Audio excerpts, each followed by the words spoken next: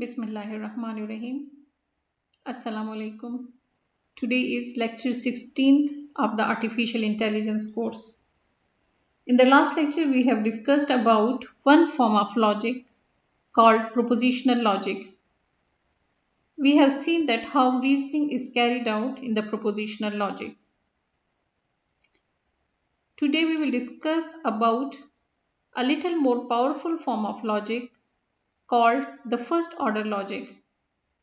This form of logic can capture more variety of sentences than can be captured with the propositional logic.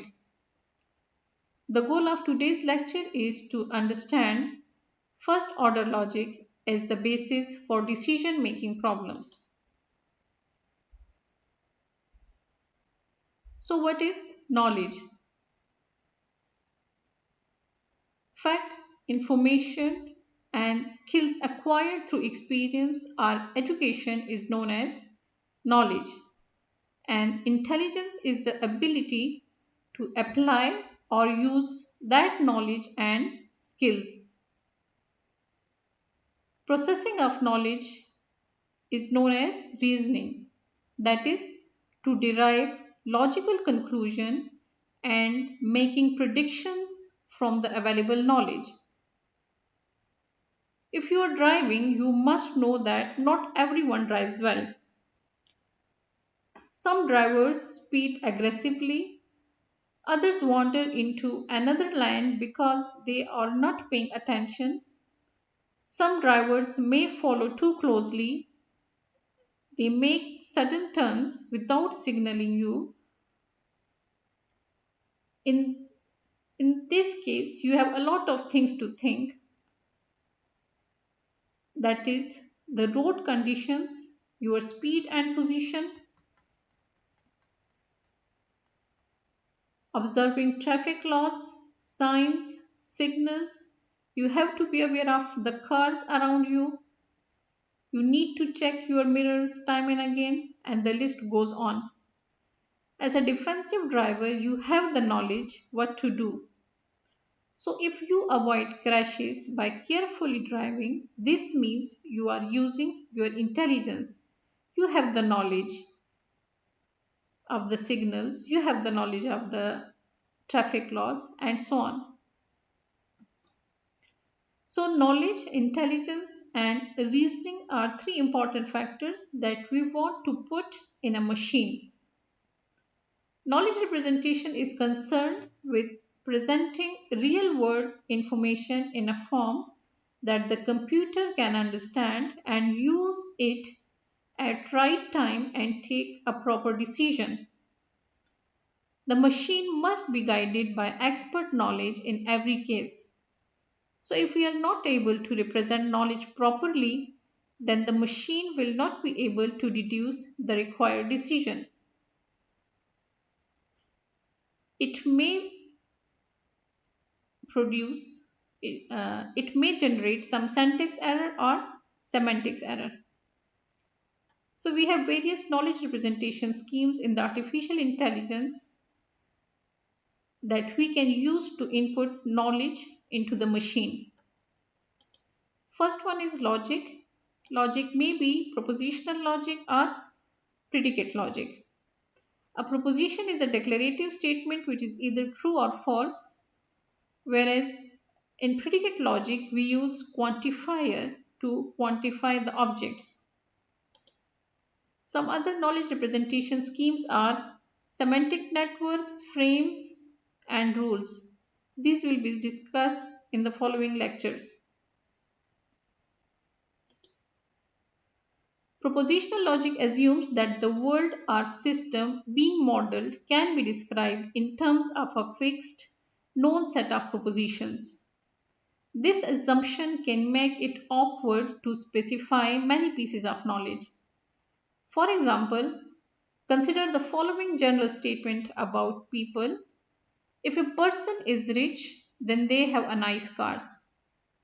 In propositional logic, one would need a large set of rules, that is, one rule for each person.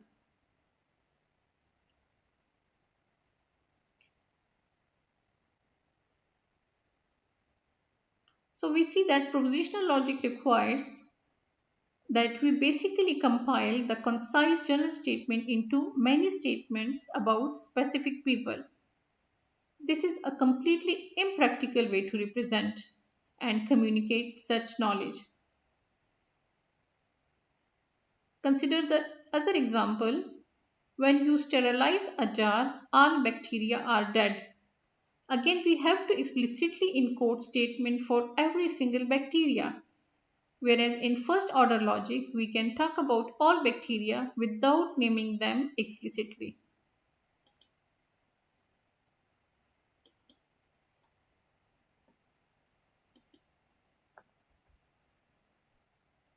In both of these examples, we need the ability to directly talk about objects and to write down logical statements that generalize or quantify over those objects.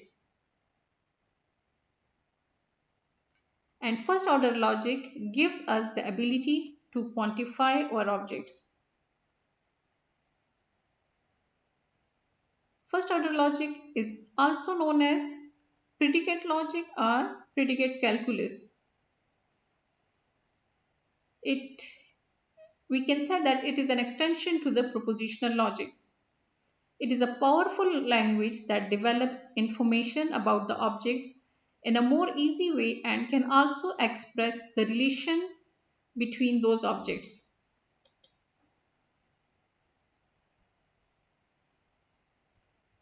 First order logic, like natural language, does not only assume that the world contains facts like propositional logic but also assumes that the world contains objects, maybe people, houses, numbers,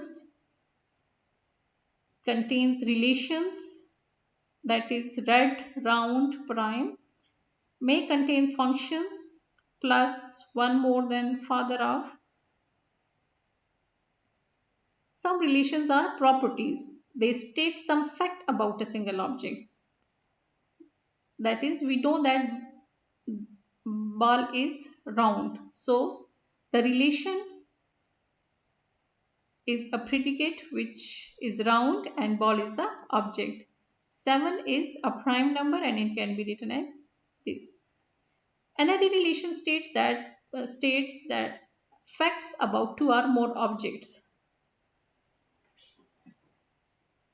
If we have two or more than two objects, then the relation can be n-ary.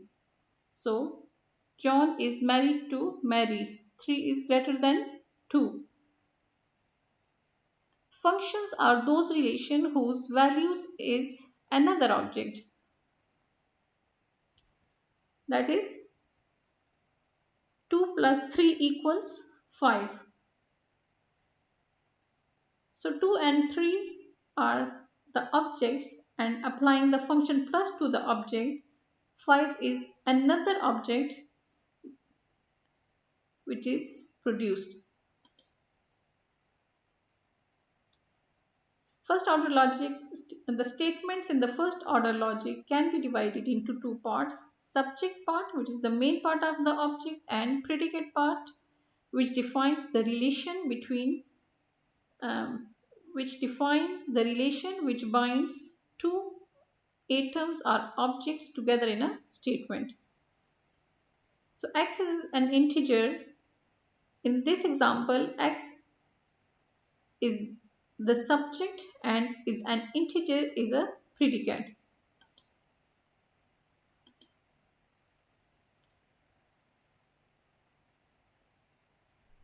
The world consists of objects. That is, there are various individual identities and properties in the words that distinguish them from other objects. Among these objects, various relations hold. Consider these examples. Squares neighboring the worms are smelly.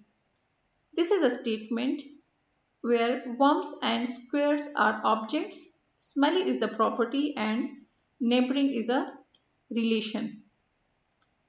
As a natural language, first order logic also has two main parts, syntax and semantics. The syntax of first order logic determines which collection of symbols is a logical expression in the first order logic. These are the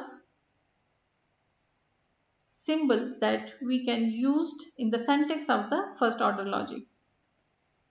Constant symbols are strings that will be interpreted as representing objects. For example, King John, Bob, or a number might be a constant. Variable symbols will be used as a placeholders for quantifying our objects.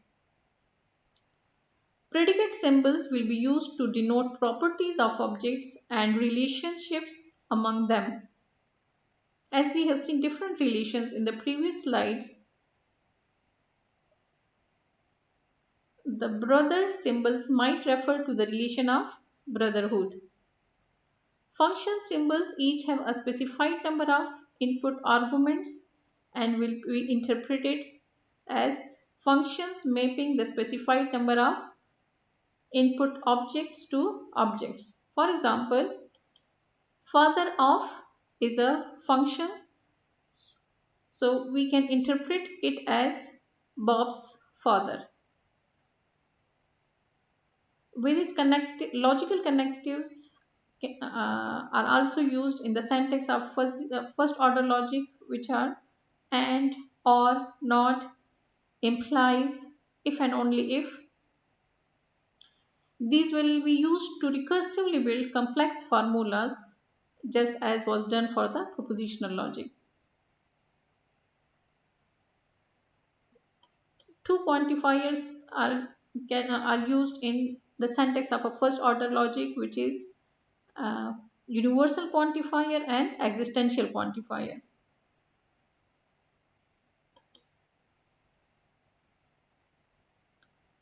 Sentences in the first order logic. There are two types of sentences in the first order logic. Atomic sentences, these are the most basic sentences of the first order logic. These sentences are formed from a predicate symbol followed by a parenthesis with a sequence of terms or objects. Ahmed and Saad are brothers. So brother is a predicate and Ahmed and Saad are the objects. Tom is a cat. So cat is a predicate and Tom is a object. Complex sentences are made by combining atomic sentences using connectives. We can use different connectives to make complex sentences. Richard is a brother of John. This is one atomic sentence, and John is a brother of Richard is another atomic sentences. These two sentences are combined using a and connectives to make a complex sentence. Similarly, Richard is a king or John is a king. John is a king implies that Richard is not a king because only one person can be a king at a time. 1 plus 2 is less than 4. 1 and 1 is greater than 2. Quantifiers. A quantifier is a language element which generates quantification, and quantification specifies the quantity of a specimen in the universe of discourse. These are the symbols that permit to determine or identify the range and scope of the variable in the logical expression. There are two types of quantifier, universal quantifier and existential quantifier.